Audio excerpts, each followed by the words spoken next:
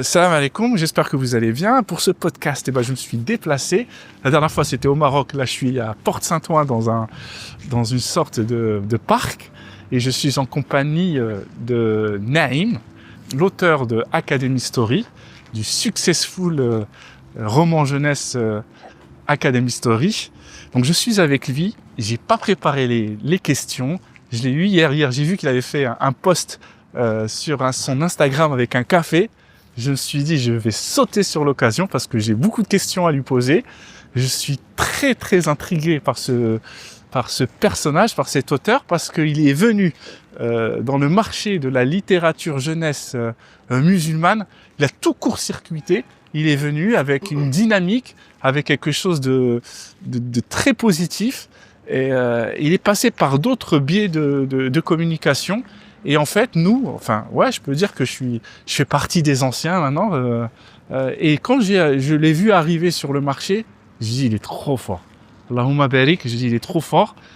J'ai tout de suite, d'ailleurs, je suis tout de suite allé sur sa page Instagram. J'ai vu comment il communiquait. La première fois que j'ai aperçu son livre, c'était chez Al Baïna avec Bilal. Il avait reçu un stock. Et je dis celui-là, il a fait fort. Déjà, la couleur jaune avec le code couleur, j'ai vu tout de suite qu'il rigolait pas. C'est quelqu'un qui était dans l'étude au niveau du marketing. Et j'ai tout de suite su que c'est quelqu'un qui allait loin. Et je me suis pas trompé là. S'il est arrivé à son 4e épisode, en tout cas c'est son 4e ouvrage qui suit l'épopée d'un héros. Ça s'appelle Academy Story. Bon, je vais m'arrêter, je vais pas aller plus loin et je vais lui donner la parole. Comment tu vas, Naïm ? Bah écoute, ça va très bien, ça va très très bien. Je suis un peu gêné, tu m'as beaucoup saucé.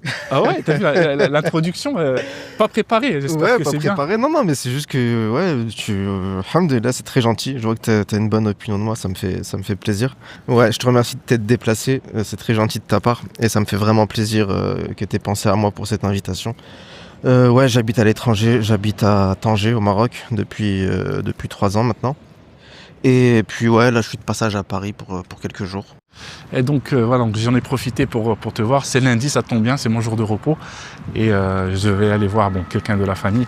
Et je me suis dit, je me suis accroché, j'ai profité de ce moment pour te voir parce que j'ai plein de questions. J'ai plein de questions qui sont restées en suspens parce que je veux pas dire qu'on est on se complète, c'est-à-dire que moi je suis auteur, tu es auteur. Et puis j'ai vu ta démarche marketing, ça, je suis resté. Et je pense pas que je suis le seul. T'es venu et puis t'as mis un pavé sur la mare et puis on a vu ta façon de travailler. Et attention, quand je parle du marketing, je veux pas omettre le côté littéraire de tes livres parce que ça peut être très réducteur de parler de ça, de dire voilà, ouais, il est venu avec un côté marketing, c'est pas un auteur. Et puis c'est vrai que des fois, quand on a eu des discussions, tu te réclames aussi comme quelqu'un qui, oui, je suis pas auteur, j'aime pas la lecture. Bon, je pense pas que ça soit que ça, non ? Parce que des fois, tu dis ça. Mais c'est une réalité en fait. C'est une réalité. En fait, à titre personnel, j'ai beaucoup plus d'affinité avec le marketing et avec le business qu'avec l'écriture. Moi de base, je suis quelqu'un qui n'aime pas écrire. Je le dis ouvertement, j'ai pas de gêne à ce niveau-là. La lecture, c'est pas que j'aime pas, c'est juste que c'est pas une activité que je fais dans mon temps perso, si ce n'est des non-fictions, mais de la fiction clairement pas. Moi la fiction ça va être plus Netflix quoi. Donc, mais je préfère être tout à fait honnête parce que, surtout en France, l'écriture c'est quelque chose de très respecté. Et donc moi je préfère arriver et pas m'inventer une vie et dire clairement écoutez, moi je suis quelqu'un qui n'aime pas écrire, qui n'aime pas lire, donc ne me voyez pas comme quelqu'un qui a une quelconque autorité dans ce domaine. Maintenant si vous appréciez Academy Story, tant mieux, et vraiment j'en suis honoré, mais ça va pas plus loin. Mais oui, je peux comprendre que le côté marketing... Parce que ouais, c'est mon délire de base quoi. Est-ce que, en parlant comme ça, honnêtement, et tu l'as dit depuis le départ, est-ce que tu te mets pas des bâtons dans les roues pour parce que comme tu viens de dire, qu'en France, on est quand même un pays littéraire où on rigole pas avec la plume, avec l'écriture, et à tort ou à raison, dans le sens où on n'aime pas trop les gens qui viennent de nulle part il te faut te créer, comme tu dis, une vie, un storytelling en tant qu'auteur. Oui, j'ai fait ça, c'est ce qui me donne ma légitimité de sortir un livre. Mais aujourd'hui, je pense que, comme ce que je viens de te dire, est-ce qu'en disant ça, dès le départ, tu te mets pas des bâtons dans les roues? Moi, certainement, je m'en mets, mais perso, je vois que des avantages. D'une, moi, j'ai besoin d'avoir cette liberté. De quoi? De ton? De tout. J'ai besoin d'avoir cette liberté. C'est pour ça que j'aime pas le salariat aussi de base. C'est-à-dire que moi, si j'arrive et que je commence déjà à jouer le jeu de la littérature, je vais me mettre pour de coups des vrais bâtons dans les roues parce que c'est pas de ma faute. J'aime pas écrire, tu vois. Donc si je commence à me raconter une vie, ça va vite se voir que je suis un menteur. Donc moi, je préfère être totalement transparent à ce niveau-là et avoir la liberté aussi de dire, écoute, voilà qui je suis, voilà mon background, et voilà ce que je te propose comme bouquin. Si t'aimes, tant mieux. Si t'aimes pas, tant pis. Et l'avantage aussi, c'est que derrière, vu que les gens ils vont forcément interpréter mes paroles en se disant lui c'est une arnaque, si mon bouquin il plaît, il va plaire sincèrement. Tu vois ce que je veux dire? Moi, je pense qu'on peut pas tromper le lectorat. Bah oui, bien sûr. Et je suis allé sur Amazon, t'es numéro 1. Je me permets quand même d'ajouter un point important, c'est que j'aime pas écrire, mais j'aime raconter des histoires. Et pour moi, c'est ça le point le plus important. C'est-à-dire que moi, quand j'écris, mon objectif, c'est pas de poser des mots sur un clavier. Mon objectif, c'est d'emporter les lecteurs avec moi dans une histoire que je raconte. Donc moi, ce que je veux que les gens jugent, c'est pas tant l'écriture, c'est pas tant l'auteur qu'il y a derrière, c'est uniquement l'histoire que je raconte. Inch'Allah, c'est très bien ce que tu dis, parce qu'en réalité, l'écriture, c'est juste un médium pour toi, pour raconter des histoires. Exact, c'est un médium. Et ça aurait pu être autre chose. C'est juste un médium de pauvre pour moi. T'as pas d'argent, tu peux pas faire une série, tu peux pas faire un dessin animé. Une BD, il faut des illustrateurs. Bref, écrire un bouquin, ça te demande un ordinateur. Voire même un téléphone pour certains. Ouais. Vraiment, c'est un médium de pauvre. T'as vraiment pas besoin d'argent pour écrire un livre. Donc moi, j'avais une histoire à raconter, je l'ai écrit en utilisant ce médium. Mais j'aurais très bien pu utiliser un autre médium. C'est là où je veux en venir. J'aurais pu faire du podcast, quoi. J'aurais pu faire du podcast. Bien que c'est compliqué de raconter mon histoire en mode podcast parce que ça fait intervenir un narrateur, plusieurs personnages, etc. C'est-à-dire que moi, demain, je veux faire le livre audio de mon bouquin, ça va me coûter beaucoup d'argent parce qu'il y a beaucoup de personnages qui interviennent, etc. Donc, alors que l'écriture, encore une fois, c'est simple. Moi, je suis allé sur les avis d'Amazon. Ouais. Tu numéro 1. Ouais. C'est la vérité. Alhamdulillah, Allahumma barik. Je me dis qu'il n'y a pas d'hasard. Et surtout, moi, je vais être sincère avec toi. Ouais, dis-moi. Donc, je vais être sincère avec toi. On n'a pas eu l'opportunité de parler longtemps. C'était sur Instagram rapidement. Quand ton livre il est sorti, le tome 1 le tome 1 que j'ai vu chez Al-Bayna, j'ai lu quelques pages. Ouais. J'ai vu tout de suite, quand j'ai lu, j'ai pas été emballé en termes de style, pas d'écriture, de style. Sur le premier tome, attention, on est d'accord. Hein. Et ne prends pas de gants, ça me gêne pas du tout. Non, je vais être sincère avec toi. Mais vas-y, parce que moi aussi, je suis un autodidacte. Ouais. Donc je viens pas du milieu de la littérature aussi. Donc je suis arrivé à la littérature différemment. Bon, c'est vrai que j'ai plus de 10 ans d'écriture parce que comme par le passé j'ai été journaliste, mais quand j'étais journaliste, j'étais autodidacte. J'ai pas eu mon bac. À l'époque où je l'avais passé 2 fois, donc je sais c'est quoi le chemin d'autodidacte, et des fois on se permet des choses, on est audacieux, et cette audace c'est très bien parce que ça te permet d'éclater des portes qu'on se ferme nous-mêmes. Donc sur ça je suis en total accord avec toi. Donc je te disais, moi j'ai lu le livre, j'ai lu les premières pages, c'était bien écrit, c'était propre et ça correspondait à la cible. Sur ça il n'y a pas de souci. J'ai été plus attiré au départ. Et je ne peux pas me juger au bout de 3 pages. Ouais. Donc tu vois, quand je t'ai dit qu'on allait faire une interview, tu as pris la peine de m'envoyer tous les livres. Ouais. J'ai lu, je suis sur le tome 1, je ne l'ai pas terminé. Et j'ai vu où tu vas en venir avec le défi. Tout de suite, je remarque les techniques et tout ça. Je sais que ton livre, il est basé sur du suspense et sur de l'énigme. C'est ce qui te permet à chaque fois de ramener, de faire du turn page, tu vois, exactement. Et que ça amène l'auteur à tourner les pages et tout ça. Donc sur ça, j'ai vu qu'il y avait de la technique. Malgré que tu te dis que tu n'es pas un auteur, tu es quand même un malin. au niveau de ton écriture. Mais encore une fois, pour moi, c'est juste raconter une histoire. Tu vois, ouais, et tu le fais très bien. Parce que ma fille, par contre, qui est une lectrice, et qui est c'est son monde, elle a 12 ans, d'accord. C'est son environnement, elle a pas beaucoup aimé le premier, mais elle a enchaîné le 2, le 3 et le 4, et elle m'a dit c'est super. Ah, elle a aimé ? Elle a aimé, et c'est une lectrice, et elle a lu mes livres. Ok. Donc, elle m'a dit c'est différent de ce que tu fais, et elle s'y retrouvait. D'accord. Donc le but, c'est que ton objectif, il a été atteint. Et après, bon, peut-être c'est pas un livre où il y a plusieurs niveaux de lecture, ça je sais pas, je peux pas te dire, j'ai pas tout lu, mais tu as atteint ton objectif, tu as touché un public communautaire, tu as touché les jeunes, ça a du succès, et puis quand on va sur Amazon, ça ne trompe pas, il y a des gens, tu sais, quand on t'achète un livre, et qu'après la personne elle revient sur la plateforme et elle laisse un commentaire, ah, bravo, allez, comme on dit chez nous. Ouais. Donc, et moi, dans ce sens-là, je suis un peu envieux, mais envieux pas dans un bon sens. Moi, j'ai pas ça. Et ça fait plus de 4 ans, 5 ans que je suis sur le marché. C'est pour ça que j'ai été émerveillé par ta démarche. Et c'est pour ça que, quoi qu'il arrive, j'ai voulu te rencontrer maintenant dans le froid, dans un parc. Parce que ça m'interroge, mais dans le bon sens du terme. Je comprends. Après, alhamdoulilah, j'ai été facilité par Allah, je vais pas te mentir. Moi, j'ai pas fait grand-chose. Parce que on parle beaucoup du marketing, mais je peux avoir le meilleur marketing du monde. Si mon livre ne plaît pas, si les gens ne l'apprécient pas, ça va pas se vendre, il y aura pas de bonne critique. Le marketing, si tu veux, ça va être un levier pour passer mon livre de livre inconnu à livre connu, mais ça peut pas transformer un livre mauvais en un livre bon. Il y a un succès sur du long terme. Donc c'est pour ça que, ok, il y a eu du marketing, mais la réussite, elle vient d'Allah. Et le fait que les gens aient apprécié le livre, on remercie Allah. Et j'en suis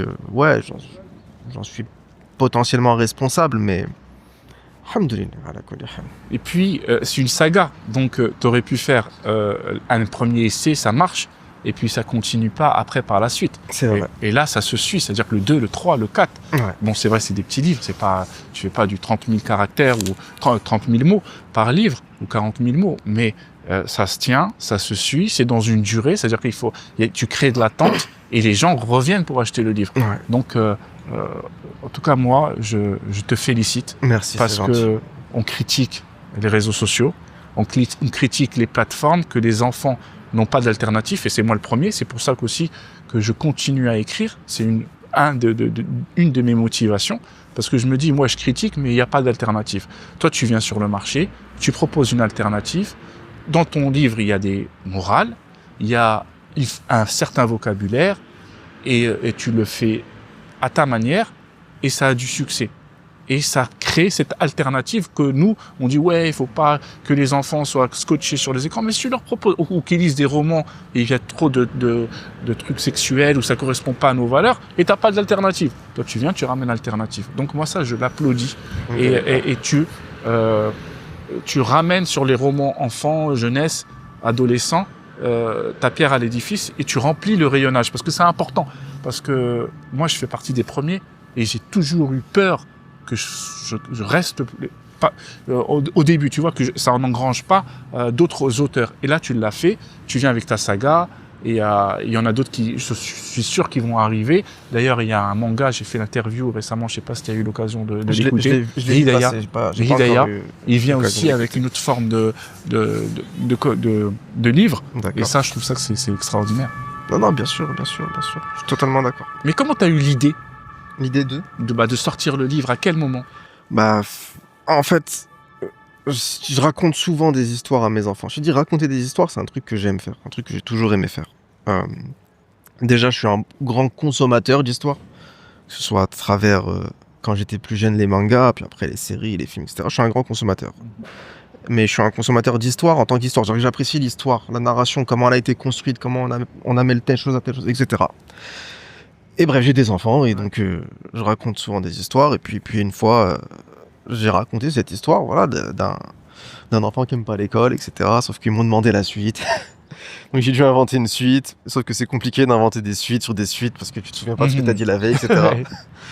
Alors que d'habitude, c'est du one shot, quoi. Tu racontes une histoire qui dure 5-10 minutes, et puis voilà. Et Donc, t'es Hassoul, quelqu'un après, d'inspiré. alhamdoulilah, ouais. T'arrives à avoir de l'inspiration. Oh, C'est important ouais, déjà. alhamdoulilah. C'est pas la difficulté pour moi. Vraiment, la difficulté, c'est pas d'inventer l'histoire.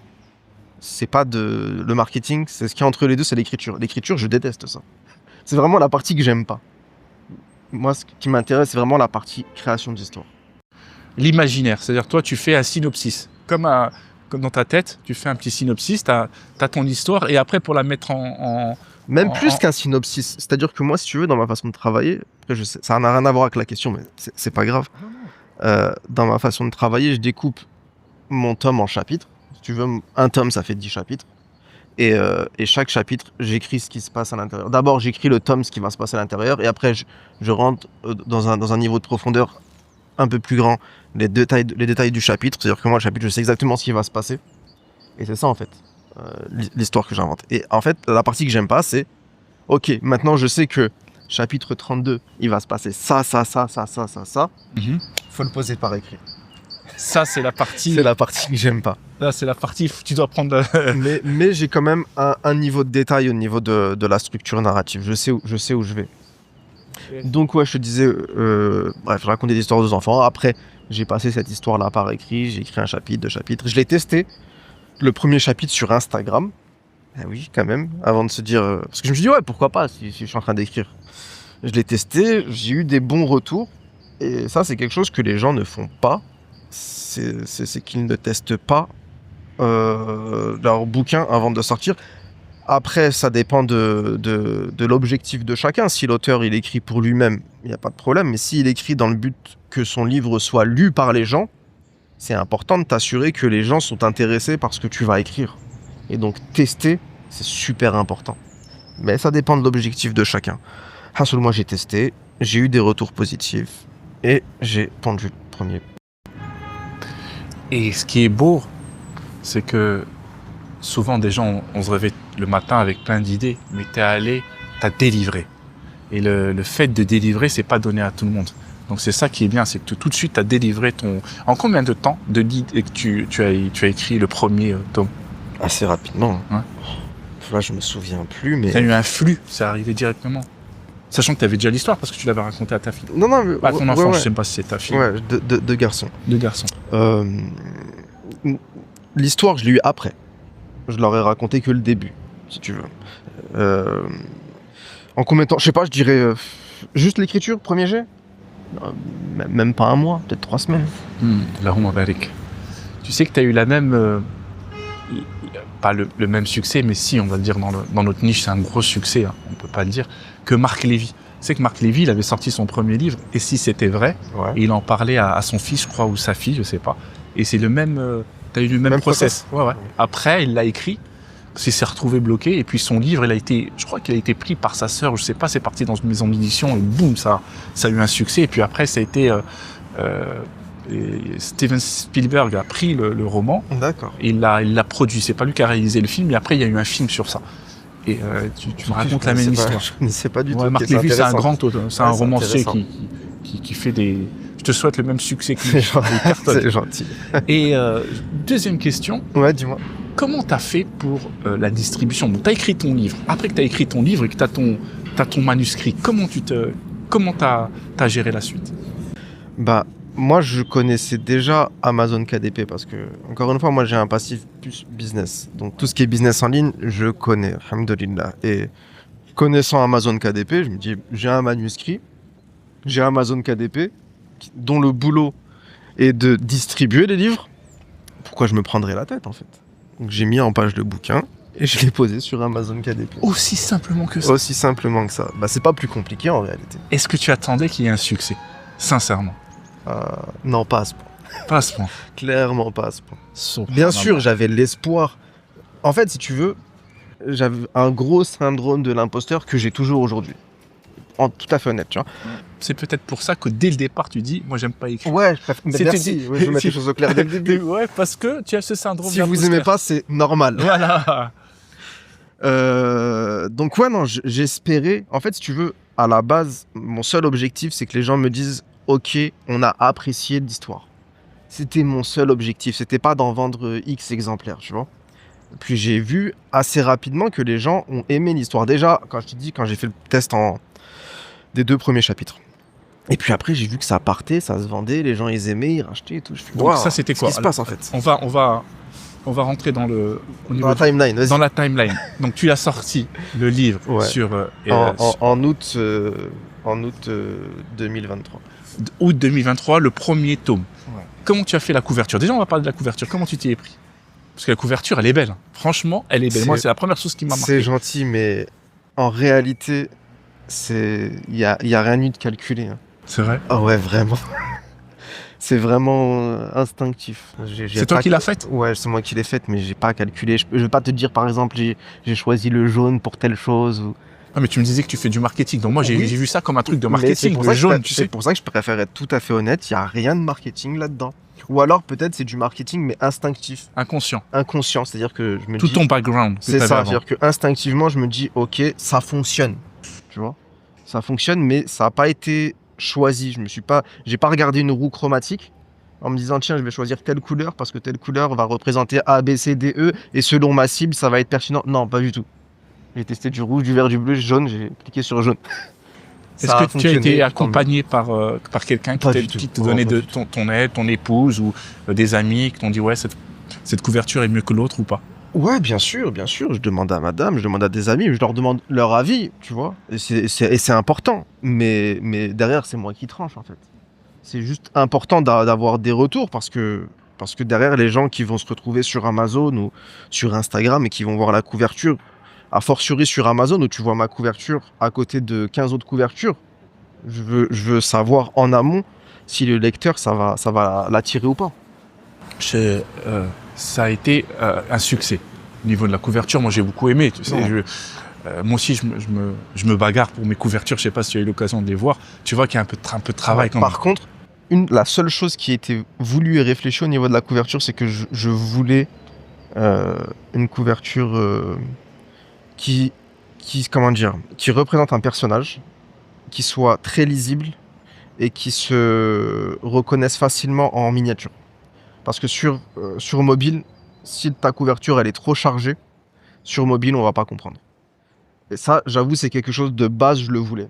Est-ce que ça a commencé à démarrer sur Amazon? Est-ce que tu as fait de la publicité sur Amazon? Est-ce que tu as fait quelques petites techniques marketing pour que ça prenne tout de suite?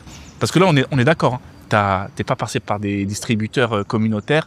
Tu allé directement sur Amazon. Tu as testé sur Amazon. Ouais, mais pour moi, Amazon, c'est uniquement un distributeur. Un distributeur et un revendeur au détail. En plus d'être un imprimeur, pour le coup.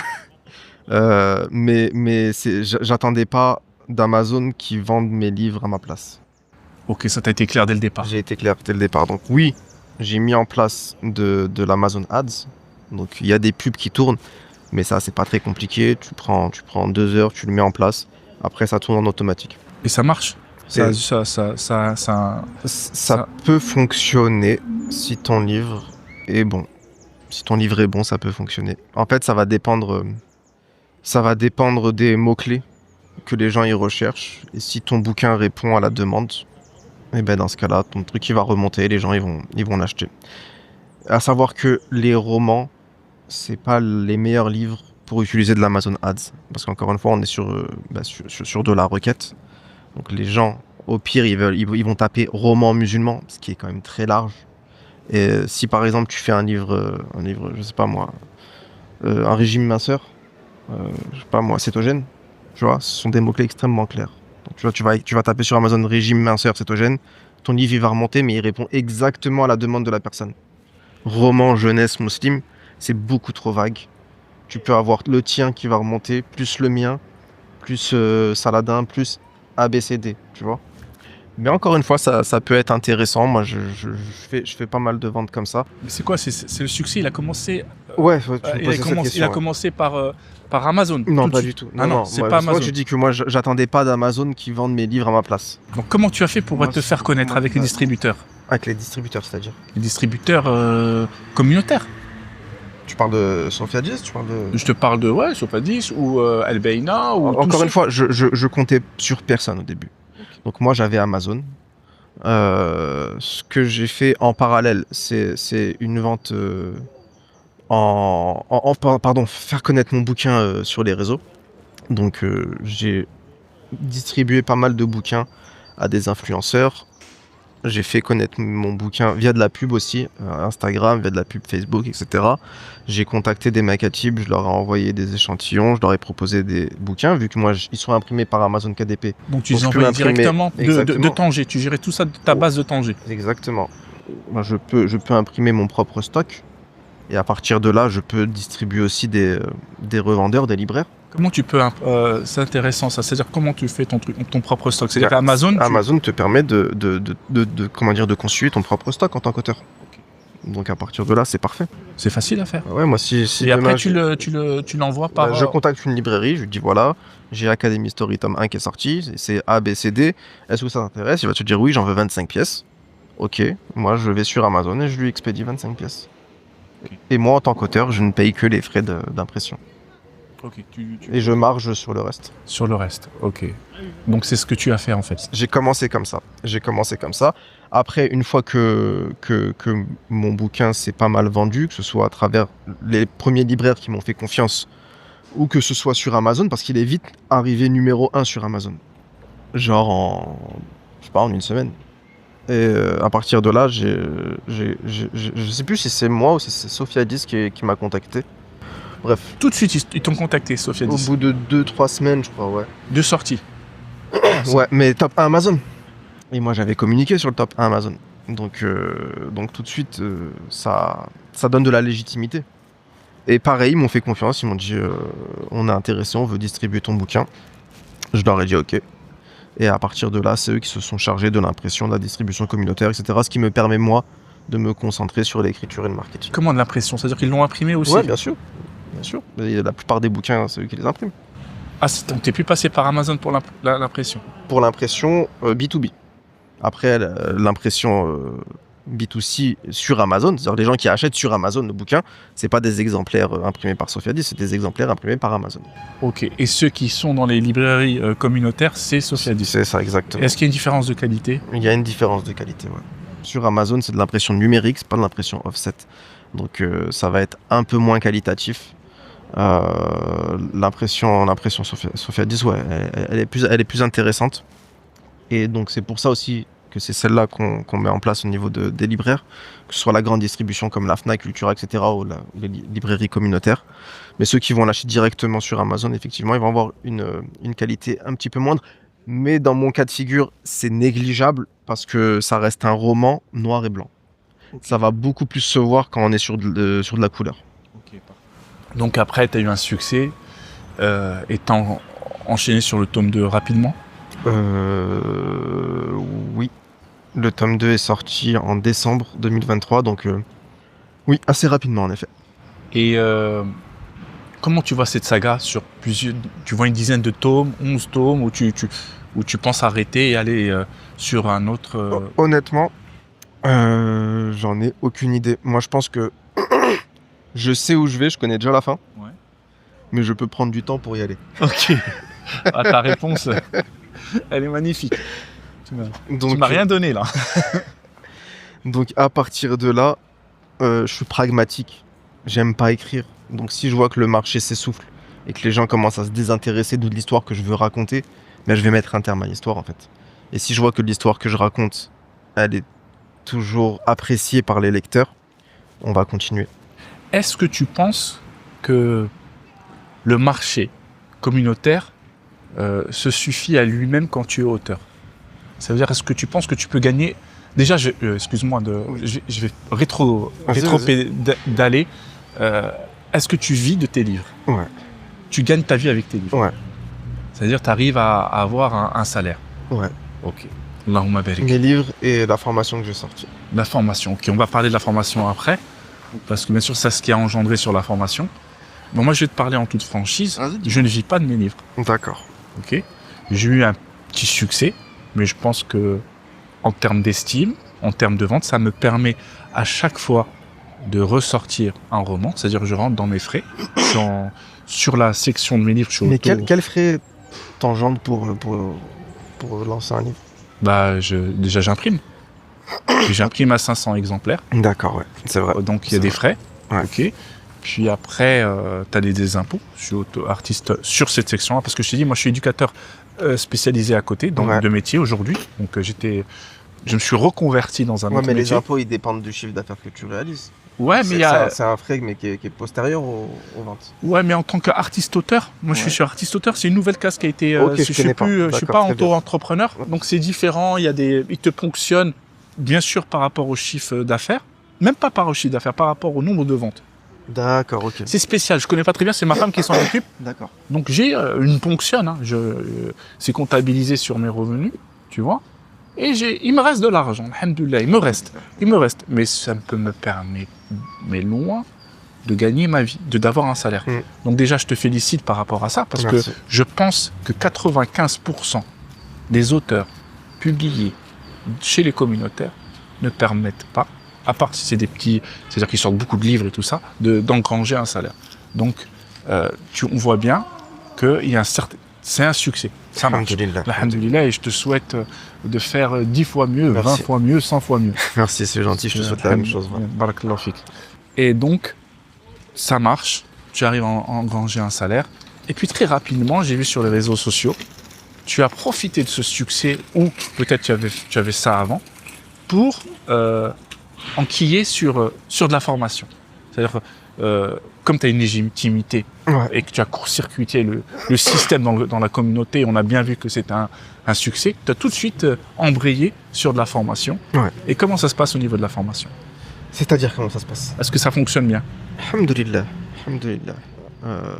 En fait, c'est venu assez simplement. C'est que les gens, ils ont vite commencé à me demander comment j'ai fait. Et concours de circonstances, vu que j'ai annoncé assez tôt que j'aimais pas lire, pas écrire, etc.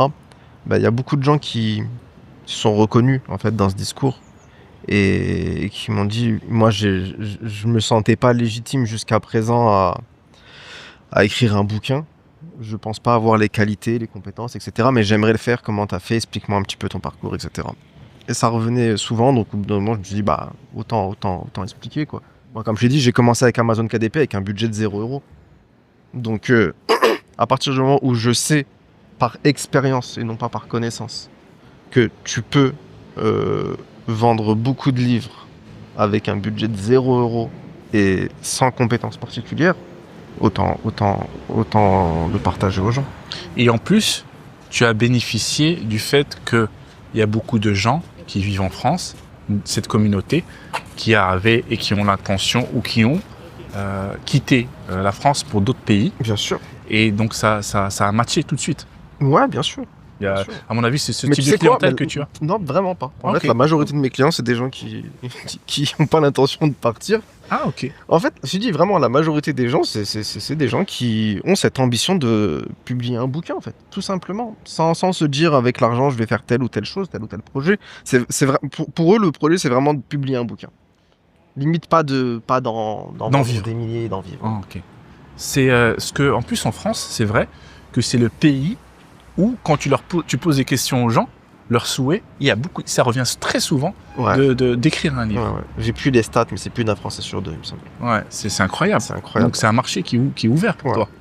Enfin, ouais, parce que entre le souhait d'écrire un livre et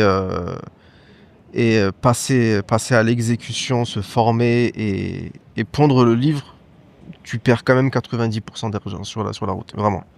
Il faut toujours délivrer, quoi. Ouais, faut délivrer. Et donc ouais, voilà, voilà pour la formation.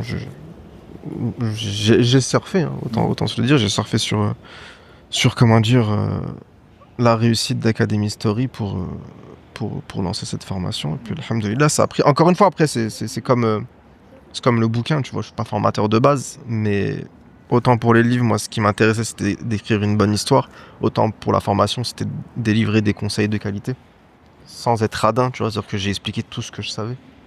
Et puis alhamdoulilah, parmi les étudiants, il y en a pas mal qui ont sorti leurs livres, donc je me dis que les conseils, ils ont fonctionné pour eux en tout cas. Et le fait d'être sur une saga, est-ce que ça t'enferme pas? Est-ce que toi, tu veux pas aller sur d'autres romans? Ou est-ce que tu as d'autres pistes pour continuer ton activité d'auteur? Déjà, là, je me concentre sur l'internationalisation. Allahumma barik.